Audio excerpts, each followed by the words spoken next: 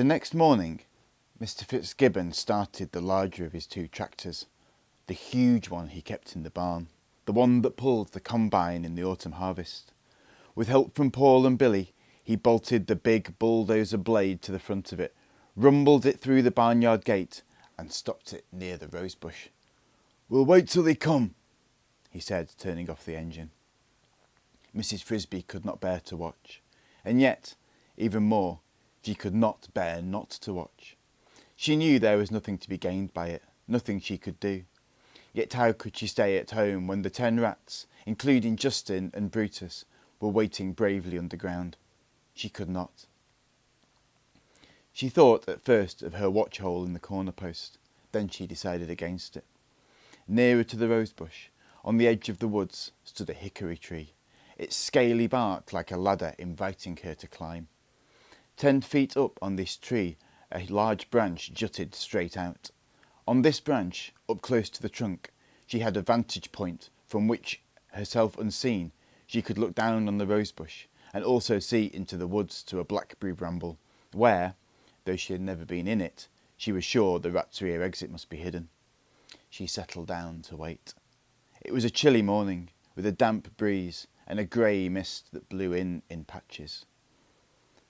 Somewhere near the middle of the morning, a square white truck came into the driveway.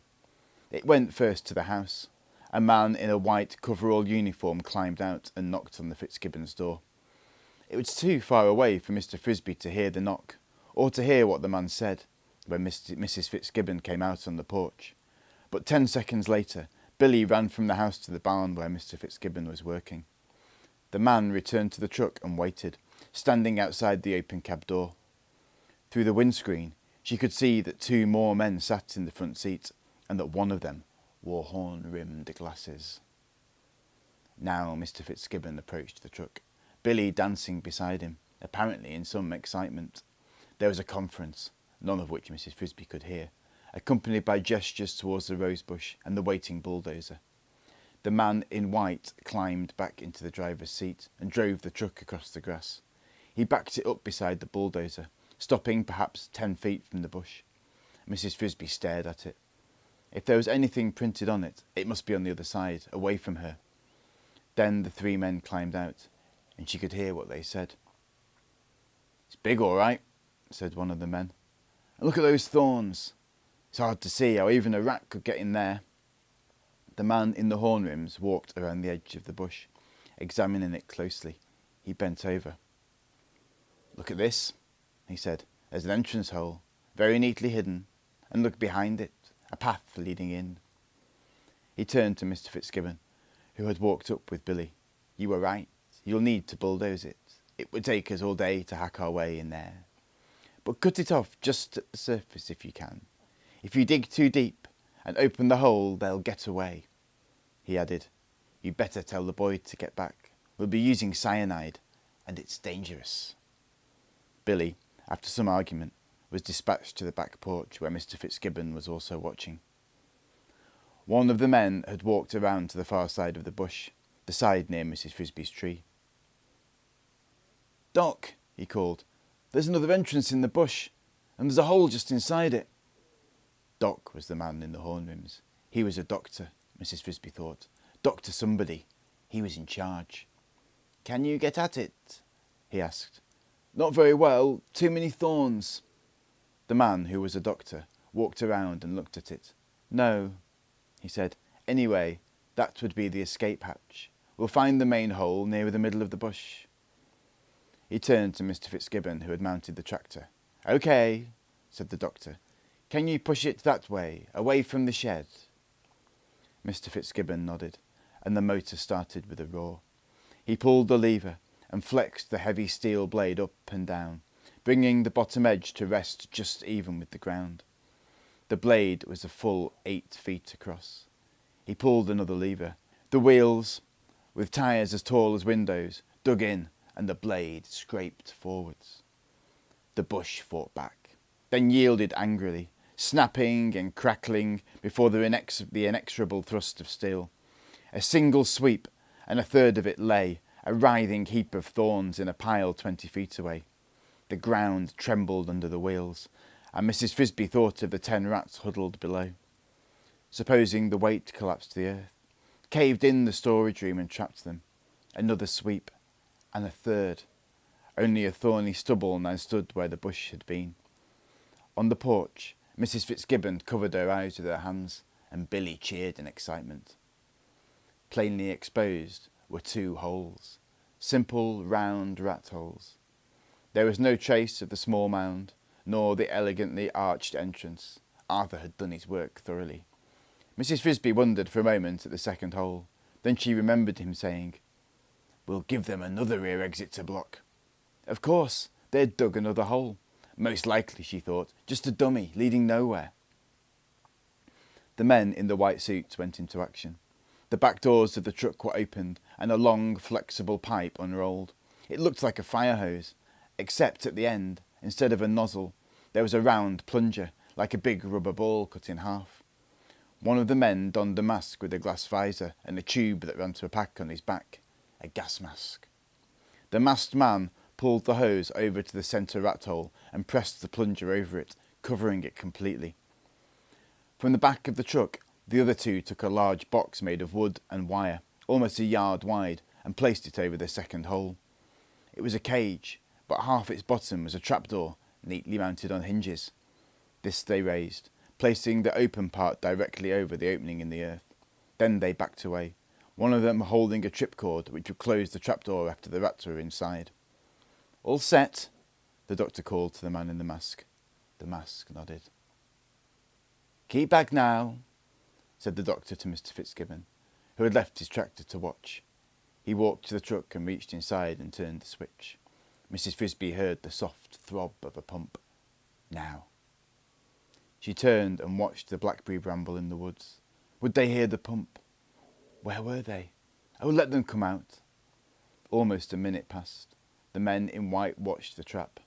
Nothing moved. Then she saw it.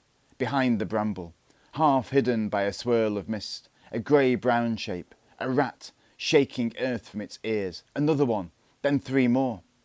They huddled in silence, waiting. More. How many? 10? 7. Only 7. Where were the other 3? Still they waited. Then, as if by agreement, they stopped waiting. They ran, all 7 of them, not back into the woods to safety, but out of the woods, towards the stubble of the rosebush, towards the men. At the edge of the bush they stopped, as if in confusion, ran to the left, ran to the right, then fled back into the woods again. Now they were out of sight of the men, but not of Mrs. Frisby. Instantly they regrouped behind the blackberry bramble and charged again, but this time in smaller numbers. First 2, then 3, then 2 again. She saw what they were up to. They were not in the least confused. They were making 7 rats look like 20 or 40, a steady stream of them. In the mist, in the hectic turning, running, turning, hiding, she could not tell whether she recognised any of them. The men shouted. "Look at that! A pack of them! How did they get out? Get the nets!" The doctor turned off the pump. The man with the hose pulled off his mask as a new wave of rats danced along the edge of the clearing. All 3 men ran to the truck and from it pulled the long-handled nets. But Mrs. Frisby, up on her branch, was staring at the blackberry bush again. She saw something that others, including the rats, did not see. An 8th rat had come out. He emerged running, but then he stumbled. He got up and ran again, this time more slowly, circling vaguely to the right. He did not seem to know where he was going. He reached a sparse thicket of saplings almost out of her sight, and there, abruptly, he fell over on his side and lay still. Meanwhile, all 3 men, holding their nets now, ran across the stubble towards the parade of rats. But as they approached the parade, it vanished. The rats, their purpose accomplished, melted into the misty woods, and this time they did not reappear. Mrs. Frisby watched them as they loped away swiftly in single file and disappeared from her view, back into the deep forest and up the mountainside. The rear guard was gone, bound for Thorn Valley. But the 8th rat still lay unmoving among the saplings, and 2 had never come out at all. "They're gone," said the man who had worn the mask. "They fooled us." "What happened?" asked Mr. Fitzgibbon, standing near the truck. "Simple enough," said the doctor. They had 2 escape holes, and they used the other one. He walked back to the blackberry bramble and bent over, kicking the branches aside with his foot. Here it is, he said.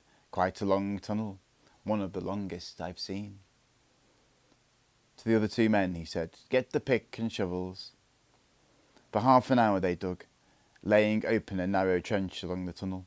From her angle of view in the tree, Mrs. Frisby could only see the top of this trench and not down into the bottom. Still she watched, saying to herself, perhaps, after all, there were only 8. Perhaps they decided 8 would be enough. Then one of the shovels broke through into air. They'd come to the rats' storage room. There's 2 of them, said one of the men, and her heart sank. Who were they? She wanted to run and look, but she did not dare. Careful, said the doctor. There may still be some gas in there. Let the wind blow it out.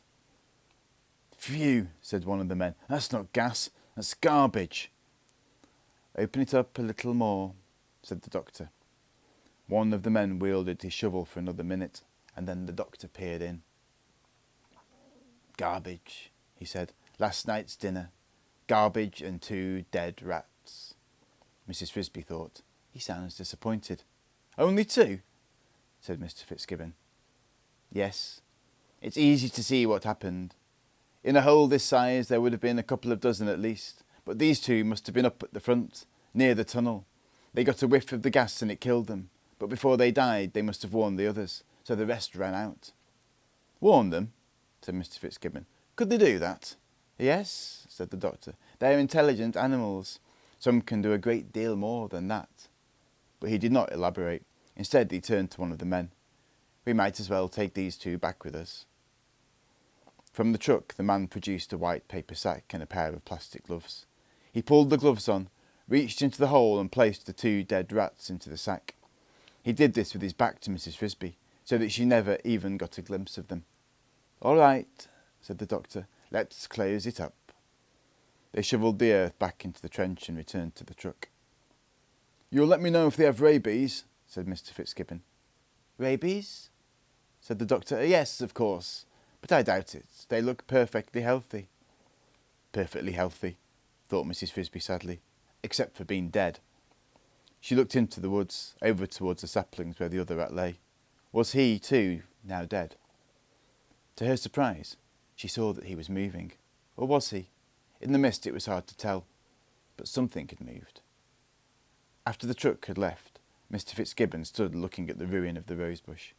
He seemed vaguely puzzled and disappointed. He must be wondering, she thought, whether it had been worth it, just to exterminate 2 rats. He had no way of knowing, of course, that all the rest were also gone and would not return, that his grain loft was safe. In a moment he turned and walked into the house. As soon as he was safely gone, Mrs. Frisby scurried down from her tree and into the woods. On the ground she could no longer see the rat or the thicket where he lay, but she knew the direction, and she ran. Around a stump, over a mound of leaves, past a cedar tree. There were the saplings, and there lay the rat, still on his side. It was Brutus. Beside him, futilely trying to move him, stood Mr. Ages. She reached him, breathless from her run. Is he dead? No, he's unconscious, but he's alive and breathing. I think he'll revive if I can just get him to swallow this. Mr. Ages indicated a small corked bottle, no bigger than a thimble, on the ground beside him. What is it? An antidote for the poison. We thought this might happen, so we got it ready last night. He got just a little of the gas, made it this far, then collapsed. Help me lift his head. Mr. Ages had been unable to lift Brutus's head and the bottle at the same time. Now, with Mrs. Frisby's help, he forced open Brutus's mouth and poured in just a few drops of the smoky liquid that the bottle contained. In a few seconds, Brutus made a gulping noise, swallowed hard and spoke. It's dark, he said. I can't see. Open your eyes, said Mr. Ages. Brutus opened them and looked around. I'm out, he said. How did I get here? Don't you remember? No, wait, yes. I was in the hole. Smelled gas. An awful choking sweet smell. I tried to run, but I stumbled over somebody lying on the floor and I fell down. I must have breathed some of the gas. I couldn't get up. And then? I heard the others running past me. I couldn't see him. It was darker than night. Then one of them ran into me and stopped.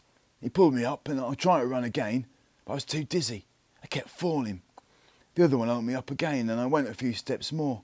He kept pulling me and then pushing, and somehow, finally, I got to the end of the tunnel.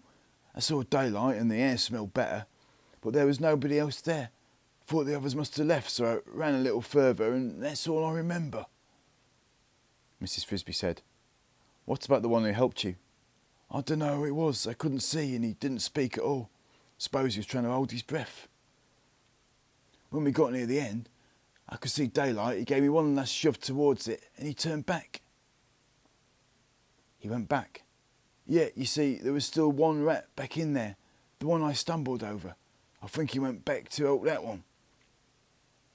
Whoever he was, said Mrs. Frisby, he never came out. He died in there. Whoever he was, said Mr. Ages, he was brave.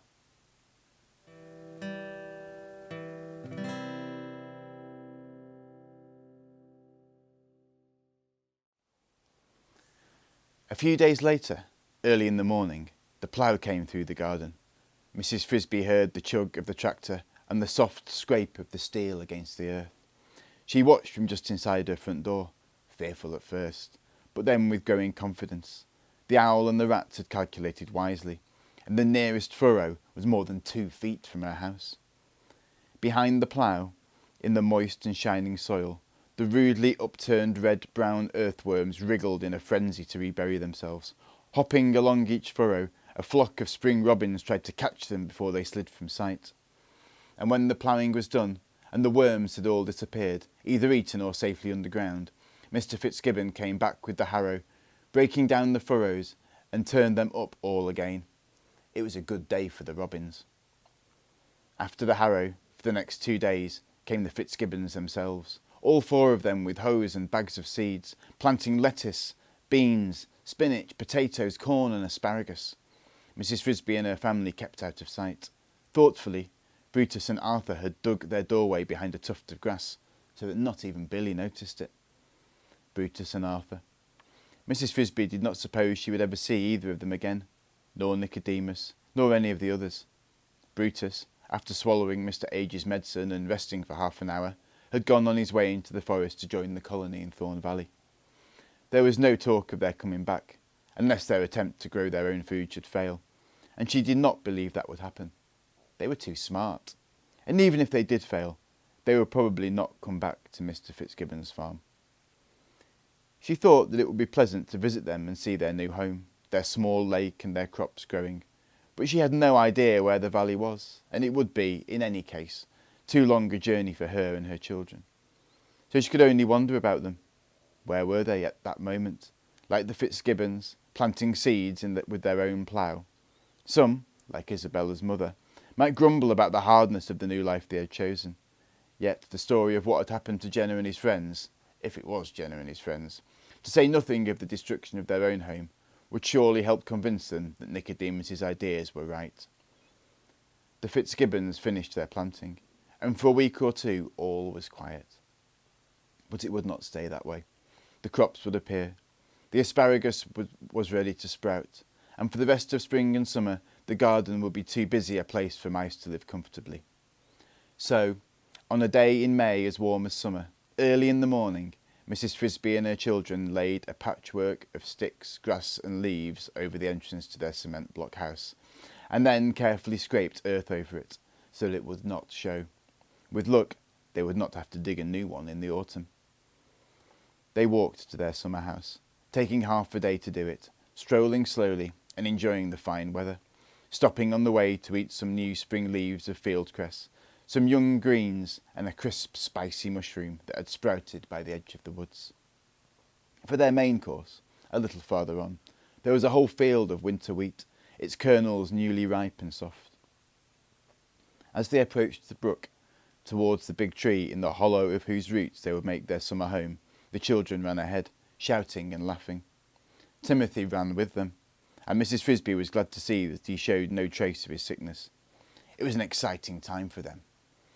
In the garden, they were always alone with themselves, but along the bank of the brook in summer lived 5 other mice families, all with children. Within a few minutes of arrival, her 4 had gone with a group of the others down to the water to see the tadpoles swim. Mrs. Frisby set about the job of tidying up the house, which had acquired a carpet of dead leaves during the winter, and then bringing in a pile of soft green moss to serve as bedding for them all. The house was a roomy chamber, with a pleasant earthy smell. Its floor was hard-packed earth, and its wooden roof was an arched intertwining of roots, above which rose the tree itself, an oak. On her way to get the moss, she saw one of her neighbours, a lady named Janice, who, like herself, had 4 children. Janice ran over to talk to her. "You're so late getting here," she said. "We all thought something must have happened to you." "No," said Mrs. Frisby, "we're all fine." "But don't you live in the garden?" Janice persisted. "I should have thought that you'd be afraid of the ploughing." "As a matter of fact," Mrs. Frisby explained, "they didn't plough the particular spot in the garden where we lived. It's behind a boulder." "You were lucky." "That's true." More than that Mrs. Frisby did not tell. She had agreed to keep a secret, and she would do what she had said. Still, she thought after quite a long deliberation, it was probably all right to tell her children, first making them promise to keep it secret. They were, after all, the children of Jonathan Frisby. For all she knew, and for all Nicodemus knew, they were likely to turn out to be quite different from other mice, and they had a right to know the reason. The following evening, therefore, when they had finished an early supper, she gathered them all around her. "Children, I have a story to tell you, a long one." "Oh, good," cried Cynthia. "What kind of story?" "A true one, about your father and about the rats." "How can it be about father and the rats?" Teresa asked. "Because he was a friend of theirs." "He was?" said Martin incredulously. "I never knew that." "It was mostly before you were born." To everyone's surprise, Timothy said, "I thought he might be. I think Mr. Ages was too." "How did you know that?" "I didn't know it. I just thought it. A couple of times I saw Mr. Ages leaving the rosebush, and I knew that father used to visit him a lot, but I never saw him near the rosebush." Probably, Mrs. Frisby thought, because he would have been careful always to leave through the blackberry bramble, so that we would not see him. They sat down outside the entrance to the house, and beginning at the beginning, with her first visit to the rats, she told them all that she had seen and done, and all that Nicodemus had told her. It took a long time to tell it, and as she talked the sun sank low, turning the sky red and lighting the tops of the mountains, beyond which, somewhere, the rats of NIMH were living. The children's eyes grew round when she told them about the escape from NIMH, and even rounder when she described her own capture and escape from the birdcage. But in the end, the eyes of Teresa and Cynthia were filled with tears, and Martin and Timothy looked sad. Teresa said, "But mother, that's terrible. It must have been Justin. He saved Brutus and then went back, and he was so nice." Mrs. Frisby said, "It may have been Justin. We can't be sure. It could have been one of the others." Martin said, "I'm going to find out. I'm going to go to the Thorn Valley, somehow, someday." "But it's too far, and you don't know where it is." "No, but I bet Jeremy knows. Remember, he told you the rats had a clearing back in the hills. That must be in Thorn Valley." He thought about this for a minute, then he added, "He might even fly me there on his back, the way he did you."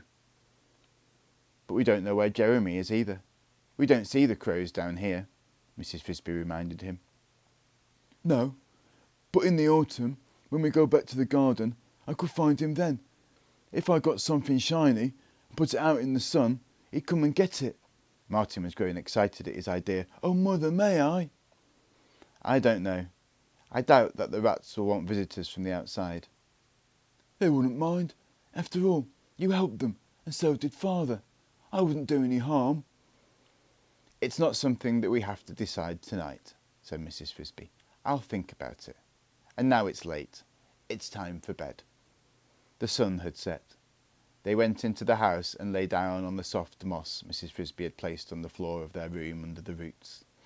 Outside, the brook swam quietly through the woods, and up above them, The warm wind blew through the newly open leaves of the big oak tree. They went to sleep.